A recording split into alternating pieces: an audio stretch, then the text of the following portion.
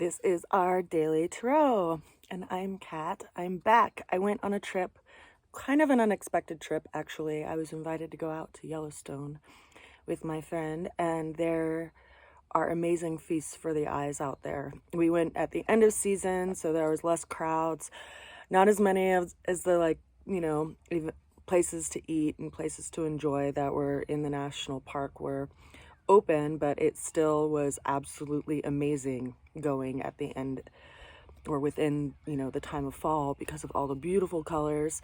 And if you have never been to Yellowstone, I highly encourage you to go and make the trip because it's a beautiful national park. I got to see herds of buffalo. I got to see beautiful springs that had amazing colors in them. Of course, I did not swim in any of them because that would be deadly and I would not be here. But the Old Faithful geyser, and it was just amazing. I took a lot of pictures because that's what I do. But that's where I've been for the last week, getting some impressions for my eyeballs, feeding my soul, and then at the end of my week, I had the opportunity to go dance my heart out. So I did that as well, because that's another form of therapy for me. And I live in a pretty remote place, so there's not a lot of opportunities to go dancing all night long to, good music out here, especially in the winter, which is what we're going into, despite the tank top that I'm wearing. So we're getting one of those last sunny, warm days. We're having kind of an Indian summer or a long fall out here in Paonia, and that I love because it's my season. My birthday is in just 9 days. I'll be 44 years old. Amazing. What a journey. And I finally got to see Yellowstone. Hurrah! So let's get into the cards. I do appreciate the people who have reached out to me to just kind of knock on my door and be like, hey, how are you? I haven't seen you in a while. Because I think, like a lot of people, we can get in a mindset of that, like what we do and the efforts we put forth are maybe not valued. So we may just like kind of brush them off. But when people come and they're like, hey, I appreciate you, I miss you, it does things, right? It reminds us to stay on the path. So I know I am such a maple tree. Look at me. Whew, man, the sweet water overfloweth. So the opening card, ironically enough, is the King of Cups reversed. Now the King of Cups is a card of fixed emotion. Fixed emotion is kind of like ice, right? That's the only time water is ever solidified. And fixed is when it's in that process of being ice. And this card is associated with the time of Scorpio, which interestingly enough, we're going to be stepping into in a couple of days. And the zodiac sign of Scorpio is known for carrying emotion, but also having it very much under the surface. And we can see that this king, if he were upright, he's kind of sitting above this turbulent water. But it's reversed, which is telling that some of the things that we've kind of been bottling up are starting to come to the surface. Interestingly enough, much like how the springs work in Yellowstone. Like when we try to suppress something and compact something and store it away, it doesn't go away. It doesn't just dissolve and disappear. It actually, under pressure, gets a force to it. And so right now, interestingly enough, we have the planet Mars, which governs Scorpio, in the sign of Gemini. And so we may be experiencing some of these emotions that we've had bottled up coming into the terrain of communication. And especially because Gemini, as this sign, governs communication, we have this almost this energy of where we feel called to speak up, perhaps in areas that we swallowed our words. And I have to remind people that when we do swallow our words, we can get this like knot in our throats. And it prevents us from being able to speak. And you can actually create sicknesses and illnesses, sore throats, or, musculoskeletal conditions because you continue to swallow your words. And that's another story for another time. But that is and has been my experience throughout life, that if I feel my heart beating and something that needs to come out of my throat and I swallow it, I get sick. So we're in this time right now where things that we feel called to speak about need to come to the surface. And if we can do that in a compassionate way, we'll be in a much better place.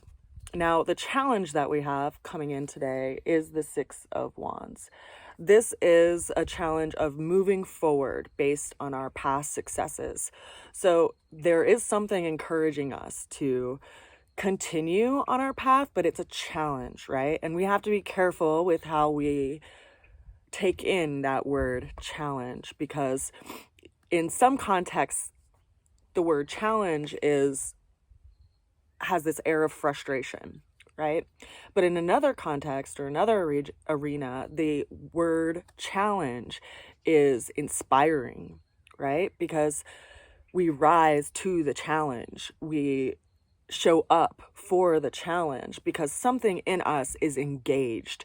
And so our challenge today is to listen to that and to respond to that in us that really feels this call to move forward, and to remember that we do have the support of our community encouraging us to do that. Now, the way that we're going to get through the challenge is interesting. It came in as the Five of Pentacles. Fives of Pentacles are speaking of some kind of loss around something that we value. And yet it's really important for us to consider how we place that impression in our own being, right? Because if something doesn't work out, or if there's something that's frustrating, it actually could be guiding you into a path that actually is in more alignment with where you're wanting to go. We recently just got a new tenant here on the farm, and something that she shared with me this morning, which I love, honestly, and I have to point out to other people, is that she was really thankful to end up here, and that if she had not had this altercation with someone in her life, she wouldn't have been inspired to make the move. And so we have to see that sometimes friction and loss are actually what the universe is giving us to encourage us to actually place our foot more firmly on our path. And that these shifts or storms and wind changes that happen in our lives are actually to do that. They're actually there as a way of help.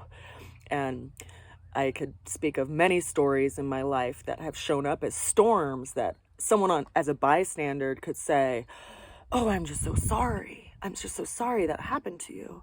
And I have to look at them with a raised brow, because I'm like, well, if that didn't happen to me, I wouldn't be here right now.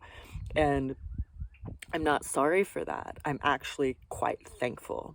And so it's important that we learn to look through the window correctly, right? And that we also keep this connection with faith and with help, and knowing that if this one situation did not work out, that it's putting us on a path of something that is in more alignment with who we are. Now let's look at the ultimate outcome of the day, shall we? We have two cards. And I should note that so far we haven't had any major arcana. We've only had the minor suits showing up on the table. But now we do. We have the High Priestess coming in as our ultimate outcome of the day. High Priestess is associated with the energetics of the moon. Right now we're in a waning moon, so you'll actually see the moon during the daytime. And it's because it's catching up to the sun. So on the 25th, we'll have both the sun and the moon in Scorpio. We'll also have a partial eclipse, which is going to be pretty powerful for many people, especially those who have planets or, planetary satellites in their fixed signs, because this eclipse is going to be happening in the sign of Scorpio. And then fixed signs, right, are Scorpio, Leo, Taurus, and Aquarius. So if you have any planets or your sun in those signs, you're likely going to be feeling this quite a bit. And also if you have anything in any of the water signs, so there will be a shift likely in that area as well. Now, eclipses do bring big endings, and every ending does bring a new beginning. So there is this kind of turning point in this cycle that we're experiencing, and it's going to be happening over the next year or so. And so just keep that in mind. Don't beat yourself up for big shifts and changes. Understand that it's all in astrological alignment, so to speak, for these changes to happen.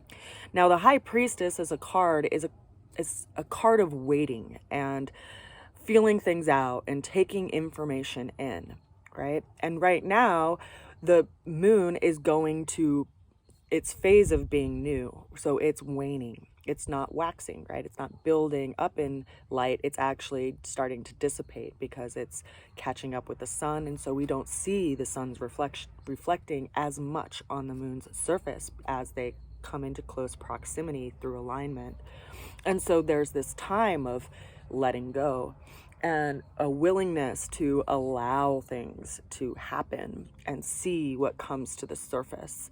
And so we're in that period right now, and the High Priestess is asking us to stand between that black and white desire to value something, to evaluate it, to place value on good or bad, to really just take things in and take information in and listen to your intuition and listen to how your emotional being is guiding you through this process. Now, the clarity card that I pulled for us today is the Three of Pentacles. This is the master craftsman. This is the person who has the vision and is putting their energy and effort into creating the vision for other people to see what they've been holding and building in their being, in their mind, and in their heart. And right now, right, we have this interesting energy of Mars and Gemini, and we're going into the Scorpio season. And Mars is getting ready to go into retrograde, and it'll be in the sign of Gemini longer than it typically is in any sign, because it will be in this visual perception of being in retrograde. And so what it's calling us to do is to go back to something that perhaps we had the inspiration and call to act on, but we weren't able to bear fruit from it. So rather than go to something new and start something new, completely new, right? It's asking us to go back to something, to refine something that we want to bring out into the world and to put our energy and effort into that. So you may be in this period of wondering, like, what is it? What is it? Well, go back to something that your heart feels stirred about, something that your heart feels excited and called to go to. And rather than look at it and look back at your past and like what didn't work out, look at how you can shift things and change things, because really everything is in alignment right now for us to put our energy and effort into that and to work on it, right? We can't bring it out today. We still have to work on it. And so this winter is a good time to work on it. I know myself, I'm going to be working on a book that I've had in my brain for over 10 years. I have actually a couple of books in my brain that I've had up there for a couple of years, but this one is calling itself to be manifest right now. And I already have a contract for it. I just haven't had the time, right? Because life is a roller coaster and it brings us many storms. And right now, everything is settling.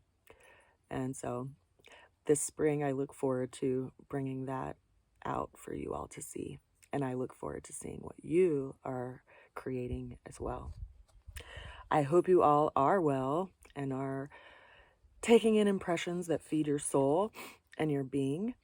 And if you are interested in a reading, please reach out and we will schedule some time.